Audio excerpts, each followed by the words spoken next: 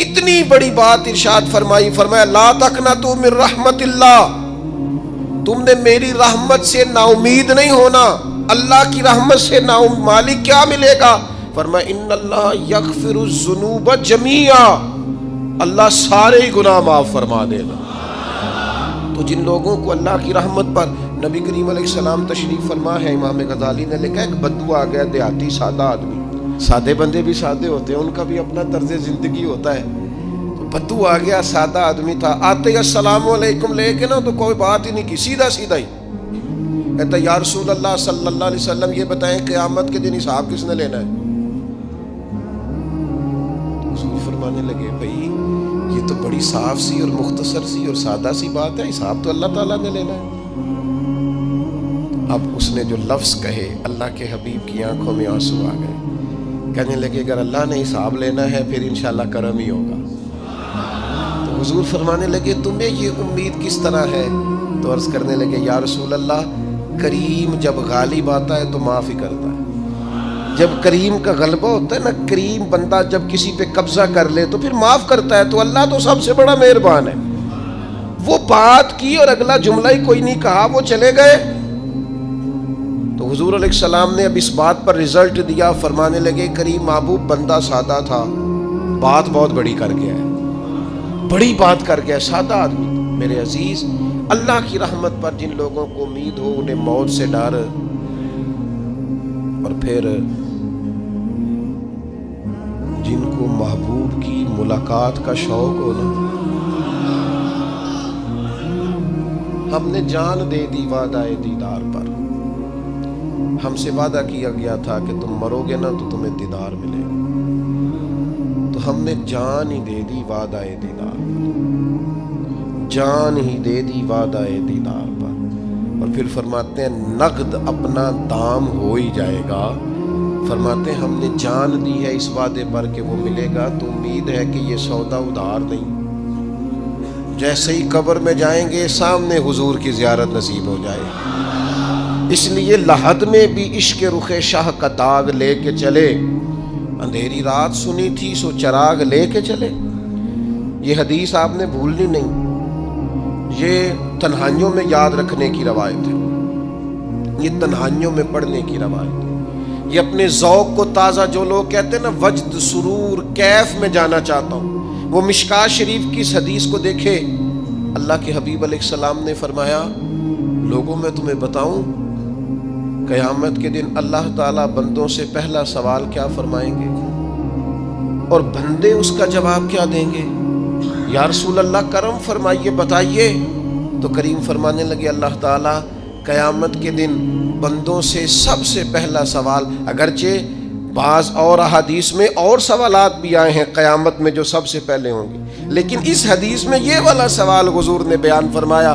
حضور فرمانے لگے اللہ قیامت کے دن اپنے بندوں سے سب سے پہلا سوال یہ فرمائے گا کیا تم میری ملاقات کو پسند کرتے تھے؟ اوئے ہوئے ہوئے، کیا تمہارا ملنے کو جی چاہتا تھا؟ کبھی اے حقیقت منتظر نظر آ نہ لباس مجاز۔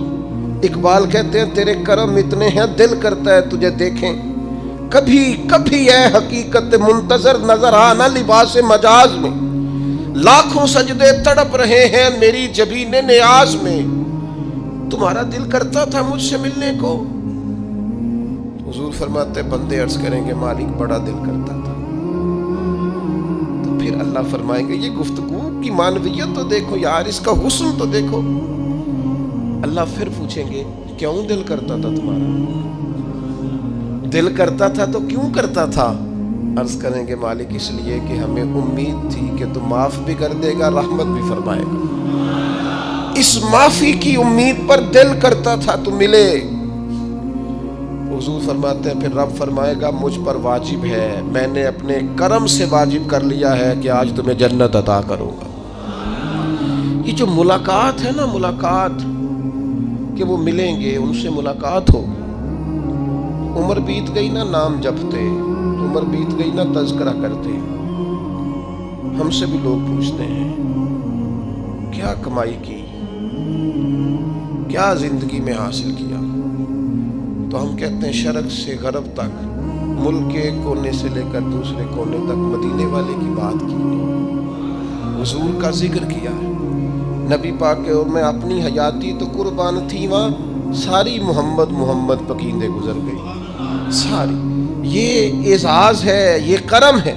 اب کیا ہوتا ہے، گناہگار لوگ اتنا بڑا دعویٰ تو نہیں کر سکتے، لیکن دل تو چاہتا ہے نا کہ چلو جس کا نام لیا ہے اس کی کبھی زیارت بھی ہو، کبھی ملاقات بھی ہو، کبھی نظر کرم بھی ہو۔ کسی نے اپنے محبوب سے کہا تھا کہ ذرا ایک نظر مجھ پہ بھی کیجئے، تو قریب بیٹھے ایک شخص نے کہا یار تو نے بڑا دعویٰ کیا ہے، جو محبوب ہوتے ہیں ان کو تکلیف نہیں دی جاتی، تو کہتا ہے پورا چہرہ ہی تیری طرف پھیرے۔ تو پھر اس نے اس درویش سے پوچھا کہ میں بھلا پھر کیا کروں، میرا دل تو میرا بھی کرتا ہے نا۔ چلو یہ تو آپ کی بات ٹھیک ہے کہ اب میں محبوب سے کہوں کہ اتنی تکلیف کرے کہ میری طرف پورا رخ پھیرے تو ٹھیک نہیں، تو پھر بتائیں میں کیا کروں؟ تو اس نے کہا ان راہوں میں کھڑا ہو جا جن راہوں کی طرف وہ کریم دیکھتا ہے۔ چلو اسی با کردار کو دیکھتے دیکھتے بیچ میں تیرے اوپر بھی نظر، مجھ پہ محشر میں نصیر ان کی نظر پڑ ہی گئی، مجھ پہ محشر میں نصیر ان کی نظر۔ اوئے ہوئے، اللہ کرے آپ کو بھی وہ لطف آئے جو مجھے آ رہا۔ کہتے مجھ پہ محشر میں نصیر ان کی نظر، یہ انتہائی عاجزی ہے کہنے والے کی۔ اس نے بالکل اپنے آپ کو ختم کر کے کہا کہ میں قابل تو نہیں تھا، اور میں پھر تکلیف دیتا کہ میری طرف دیکھیں، اسپیشل میرے لیے وقت نکالیں۔ پر کرم یہ ہوا کہ مجھ پہ محشر میں نصیر ان کی نظر پڑ ہی گئی۔ کہنے والے اسے کہتے ہیں خدا کا کرنا، کہنے والے اسے کہتے ہیں خدا کا کرنا۔ اللہ نے کیا کہ نظر مجھ پر پڑ ہی گئی، اور جب پھر پڑ گئی تو تیری ایک نظر کا کمال ہے اور میری زندگی کا سوال ہے۔ بس جب پڑ گئی تو سو پھر پڑ گئی۔ موت سے وہ بندہ کبھی نہیں ڈرتا جسے ملاقات کا شوق ہو۔ ملنا چاہے داتا علی اجویری سے اور موت سے ڈرے، ملنا چاہے حضرت غوث پاک جیلانی سے اور پھر موت سے ڈرے۔ زندگی گزری ہو علی علی کرتے پھر موت سے ڈرے۔ عمر بھر سیدنا عثمان غنی کی سخاوت کی بات کی ہو اور پھر جنت میں جا کے ان سے ملنے کا شوق پیدا نہ کرے۔ ساری زندگی سیدنا فاروق کا عدل بیان کیا ہو، ساری زندگی ان کے انصاف کا تذکرہ کیا ہو، پوری امت کو بتایا ہو کہ اگر جینا چاہتے ہو تو عمر کے رستوں پر چلو، اور پھر یہ موت سے ڈرے اور مر کے جناب فاروق اعظم کی زیارت کو پسند نہ کرے۔ جسے صدیق کی وفائیں یاد ہو، جنہیں جناب ابو بکر صدیق کا عشق یاد ہو، وہ پھر ان کی زیارت نہ کرنا چاہے اور ساری عمر حضور کی نعت پڑھی ہو۔ مانا نہیں آتا تھا پھر بھی کہا بلغ العلا بکمالہ کشف الدجا بجمالہ حسنت جمیع خصالہ صلو علیہ والہ سے نہیں ترجمہ آتا تھا، پر جب بھی کو پڑھتا تھا یہ بھی جھومتا تھا مولا یا صلی وسلم دائماً۔ میں آپ کو بتاتا ہوں، توتلا آدمی، توتلا اور دیوانہ مجذوب بیچارہ، سمجھ نہیں، توتلا بولنا بھی ٹھیک نہیں آتا۔ مجھے نماز کا سلام پھرا تو وہ جلدی آ گئے، وہ ایک مجذوب آدمی تھے، سادے تھے، تو سلام لی تو کہنے لگے میں گل کرنی سی۔ تو میں نے ان سے کہا کہ تھوڑی دیر کے بعد ملتے ہیں۔ سادہ آدمی ہے، اللہ مجھے معاف کرے، میں کوئی نقل تو نہیں ان کی اتار سکتا۔ اس زبان کو ہم توتلی نہیں کہتے، ہم اس زبان کو بلالی زبان کہتے ہیں۔ یہ بڑی خوبصورت زبان ہوتی ہے۔ یہ جو توتلے لب و لہجے ہوتے ہیں نا، وہ جب بچہ پوری طور پہ اماں نہیں کہہ سکتا، توتلا ہوتا ہے، تو کوئی مزہ آتا ہے اماں کو اماں کہلوانے میں۔ جب وہ پوری طور پر باپ کو بابا نہیں کہہ سکتا اور توتلا ہوتا ہے تو کوئی مزہ آتا ہے کہنے میں۔ وہ جب دادی نانی دادا کہتا ہے تو دادے کا دل کرتا ہے یہ 100 بار کہے، چونکہ اسے کہنا نہیں نہ آتا، لیکن اس توتلاہٹ میں جو اس کو لطف آتا ہے۔ مجھے بڑے لوگ آ کے شعر سناتے ہیں، میں نے بڑے خوشگلو نعت خانوں سے زندگی میں سنا ہے۔ وہ صاحب میرے پاس آئے اور میں نے کہا بعد میں ملیں گے، تو سادہ آدمی ہے، مجذوب ہے، پورا شعور نہیں رکھتا۔ مجھے کہنے لگا مصطفیٰ جان رحمت کے بعد، مصطفیٰ جان رحمت پہ لاکھوں سلام کے بعد، یعنی معنی یہ تھا کہ سلام کے بعد۔ تو اب بڑے بڑے سریلے بندوں سے بھی بندہ سنتا ہے میرا دل کرے، اور میں نے جان بوجھ کے ان سے کہا اے دوبارہ کیا جائے ذرا، کیونکہ توتلے تھے نا. میں نے کہا تو کہنے لگے مصطفیٰ جان رحمت پہ لاکھوں سلام کے بعد او میرے عزیز یاد رکھو ساری زندگی حضور کی نعتیں پڑھی، نبی پاک کے تذکرے سنے، اب موت سے ڈر جائیں؟ حالانکہ موت تو ایک پل ہے، پل سے گزریں گے تو سامنے اللہ کا دیدار بھی ہوگا، مدینے والے کی زیارت بھی نصیب ہوگی. تو زیارت ہوگی اور ہر نظر کانپ اٹھے کہ محشر کے دن خوف سے ہر کلیجہ دہل جائے گا، اوڑھ کر کالا جبہ وہ آ جائیں گے اور سارے محشر کا نقشہ بدل جائے گا. یہ موت کا خوف نکالنے والی چیزیں ہیں، ڈر. اچھا مجھے ایک بات بتائیں، یہ میں امید کی بات کرنے لگا ہوں، چلیں اب یہ بات تو مشکل ہے پر کرنی پڑے گی، مجبوری ہے. کبھی کبھی ابا جی سے مار بھی پڑ جاتی ہے بندے کو، گھر میں کوئی 2-4 لگ بھی جاتی ہیں، تو اس وقت نا جو سب سے بڑا سہارا کسی کو نصیب ہوتا ہے وہ یہ ہوتا ہے کہ اللہ کرے اماں گھر میں موجود ہو. اور میں نے دیہاتوں میں کئی مائیں ایسی دیکھی ہیں جو بیٹے کے حصوں کی مار کھاتی ہیں. ابا نے ڈنڈا لے لیا ہے بیٹے کی غلطی پہ، اب اماں بیچاری سامنے ہو گئی ہے، 2-4 اس نے بھی کھا لی. یہ بات آپ سمجھیں، موت کا خوف نکالنے کے مفہوم میں بات عرض کر رہا ہوں. اماں موجود ہونا گھر میں تو ابا سختی بھی کرنے لگے تو کسی وقت احساس ہوتا ہے کہ جناب یہ سختی نہیں ہوگی کیونکہ میری اماں، اور اماں پوری وکیل بن جاتی ہے، کہنی تو نہیں پتا وہ ہو گئی غلطی، وہ فلانے دے منڈے نے خراب کیتا ہے، حالانکہ ہو سکتا ہے اس نے اس کو بھی خراب کیا ہو، لیکن وہ اماں وکیل ہے، وہ وکالت کر رہی ہے اور وہ بے لوث کر رہی ہے. ہوتا ہے ایسے، اس بات کو سمجھ لے اچھے طور پر. موت کا خوف نہیں، ڈر نہیں، اس لیے کہ گھر میں ماں موجود ہو تو باپ کا ڈر نہیں ہوتا. تو قبر حشر میں تو رسول کریم موجود ہے، وہاں تو نبی کریم موجود ہے، وہاں تو اللہ کریم اپنی رحمت فرمائے گا بندوں پر. اس لیے خوف نہیں، پینک نہیں، اپنی غلطیوں کا احساس ضرور کریں، اپنے اعمال پر توجہ ضرور دیں، لیکن موت کے خوف تلے دبتے نہ جائیں. انشاءاللہ صبح قیامت کرم ہوگا. میرے نبی پاک علیہ الصلوۃ والسلام نے تو فرمایا ہے بس ہم نے ایمان کامل لے کے جانا ہے دنیا میں. حضور نے فرمایا ہے جس طرح 14ویں رات کا چاند چمکتا ہے اس طرح میرے غلاموں کے چہرے چمکیں گے قیامت کے. اللہ کے رسول صلی اللہ علیہ وسلم فرماتے ہیں جسم کے جن جن حصوں پر وضو کا پانی لگتا رہا وہ قیامت میں چمکیں گے. دور سے لوگ ان کا نور دیکھیں گے، پتہ چلے گا وہ محمد عربی کے غلام آ رہے ہیں. یہ کرم ہوگا صبح قیامت، یہ عطائیں ہوں گی. اس لیے مومن موت سے ڈرتا. سیدنا بلال حبشی رضی اللہ تعالیٰ عنہ، آخری وقت ہے، نزع کا عالم طاری ہے، اور یہ گفتگو دیکھیں غلاموں کی. آپ کی اہلیہ رو پڑی، کہنے لگی ہائے ہائے افسوس. حضرت بلال فرمانے لگے کیا ہوا؟ کہنے لگی افسوس ہے کہ آپ دنیا سے جا رہے ہیں. تو حضرت بلال نے مضمون ہی بدل دیا، سوچ کا زاویہ ہی بدل دیا. فرمانے لگے یہ افسوس کا مقام نہیں، یہ تو خوشی کا مقام ہے. اس لیے کہ میری آج آنکھیں بند ہوں گی، قبر میں کھلیں گی، مدینے والے محبوب سے بھی ملوں گا، حضور کے غلاموں سے بھی ملوں گا صلی اللہ تعالی علیہ وسلم. تو موت تو مقام مسرت ہے، اور اگر یہ مل جائے زندگی میں. ایک بدو ایمان لے آئے، ابن ماجہ میں موجود ہے. حضرت ابو ہریرہ رضی اللہ تعالیٰ عنہ حدیث کے راوی ہیں، فرماتے ہیں ایک بدو ایمان لائے اور انہوں نے حضور علیہ السلام کے ساتھ ہجرت بھی کی. ابن ماجہ میں موجود ہے. تو نبی پاک علیہ السلام نے نا انہیں ایک صحابی کے ساتھ کر دیا، وہ ان کے کام کاج میں مصروف ہو گئے ان کے ساتھ. تو حضور علیہ السلام نے نا ایک جگہ سے مال غنیمت آیا، تو طریقہ مبارکہ یہ تھا کہ مال غنیمت میں سب کو حصہ دیا جاتا تھا. اگرچہ وہ جہاد پہ نہیں گئے لیکن حضور نے انہیں بھی حصہ دیا. تو وہ صحابی تو رو پڑے، عرض کرنے لگی حضور میں اس کے لیے تو ایمان نہیں لایا تھا.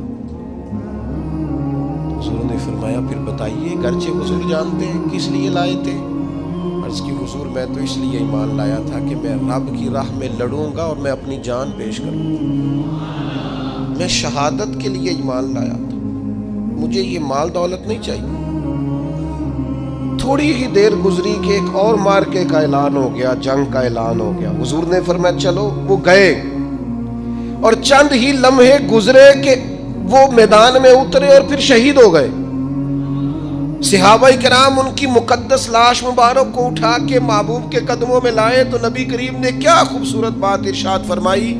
حضور فرمانے لگے دیکھو اس نے اللہ کی تصدیق کی ہے تو رب نے بھی اس کی تصدیق فرما دی.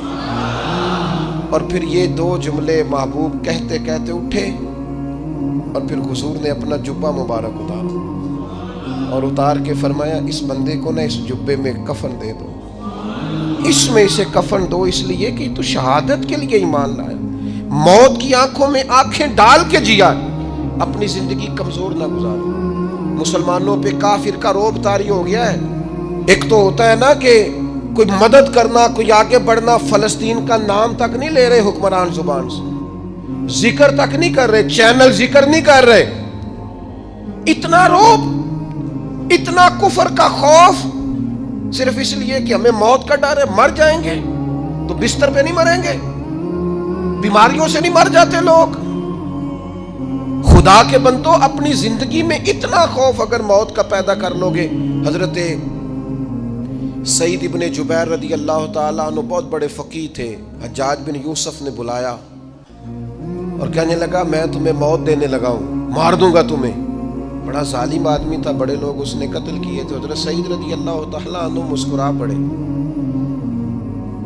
اور غصے میں آیا, کہنے لگا کیوں ہنستے ہو؟ فرمانے لگے تو بڑا بیوقوف ہے, تجھے کس نے کہا زندگی اور موت تیرے ہاتھ میں, یہ تو تب آئے گی جب میرا رب چاہے گا. کہنے لگا لے جاؤ ان کو اور جا کے قتل کر دو. تو وہ جب جلاد لے جا رہے تھے تو آپ اور کھل کے مسکرائے, ہنسے.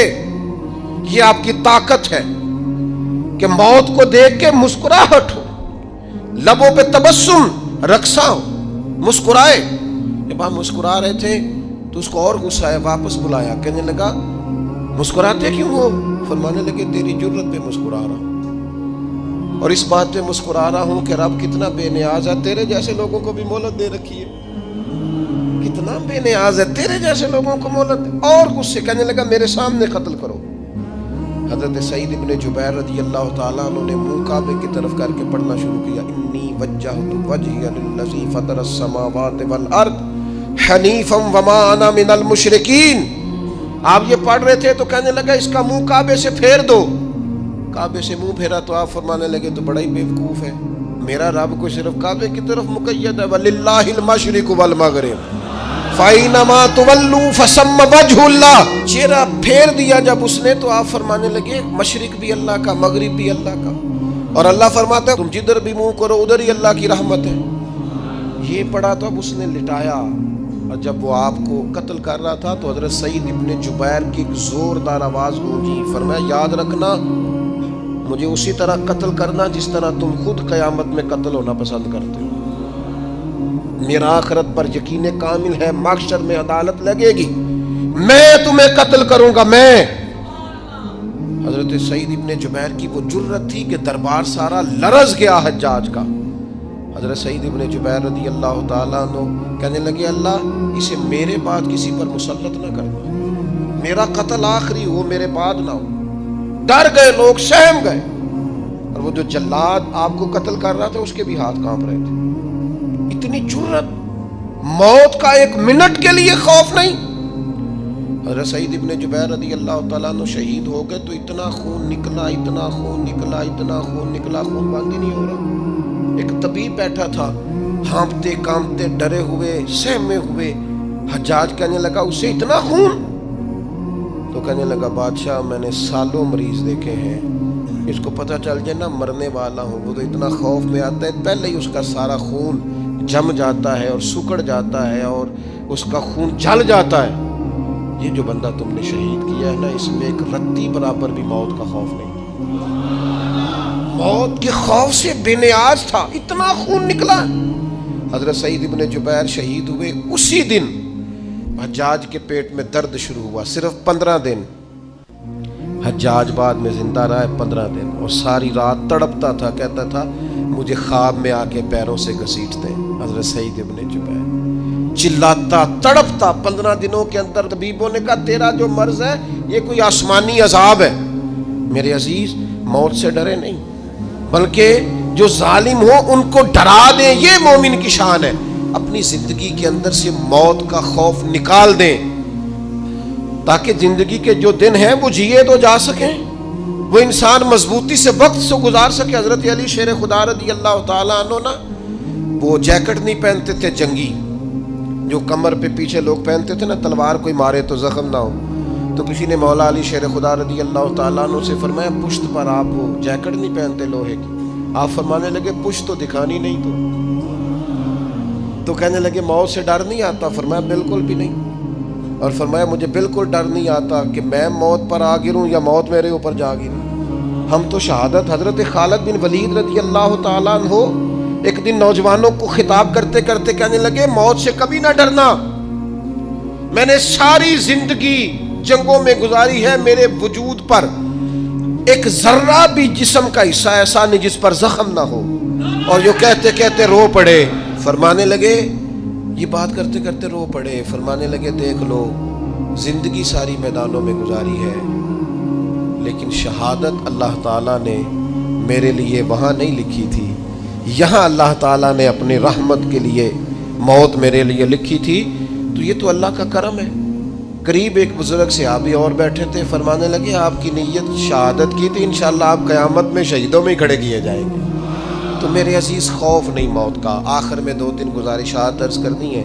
ایک تو میری آپ سے گزارش ہے، جنہوں نے ابھی تک قرآن مجید کی تلاوت شروع نہیں کی، وہ ابھی سے آج سے 10 منٹ ٹائم ہو تو مسجد میں بیٹھ کے ایک رکوع پڑھ کے جائیں، قرآن مجید نہیں چھوڑنا۔ رمضان کا تعارف یہ ہے کہ شہر رمضان الذی انزل فیہ القرآن، تو قرآن مجید سے دلچسپی۔ دوسری میری گزارش ہے راشن بانٹنے والوں سے بھی کہ مہربانی کریں لائنوں میں لگانا چھوڑ دیں، اور لینے والوں سے بھی میری عرض ہے کہ اللہ تعالیٰ سارا سال عطا کرتا ہے، 3-4 ہزار کے لیے کیوں اپنے آپ کو آپ تکلیف میں ڈالتے ہیں؟ سارا سال اللہ دیتا ہے۔ اور پھر میری آپ سے یہ بھی اپیل ہوگی کہ طبیعتوں میں حلم پیدا کریں، بردباری پیدا کریں، یہ بڑی ضروری چیز ہے۔ مثبت سوچیں لائیں، روزہ ہماری تربیت کرتا ہے۔ اور پھر آپ سے یہ بھی اپیل کروں گا رمضان شریف کی مقدس گھڑیوں میں صرف اپنے لیے نہیں سوچے، امت کے لیے سوچیں، بالخصوص فلسطین کے مسلمانوں کے لیے کم از کم دعا مومن کا تھیار ہے وہ تو جم کے کریں اللہ کے حضور۔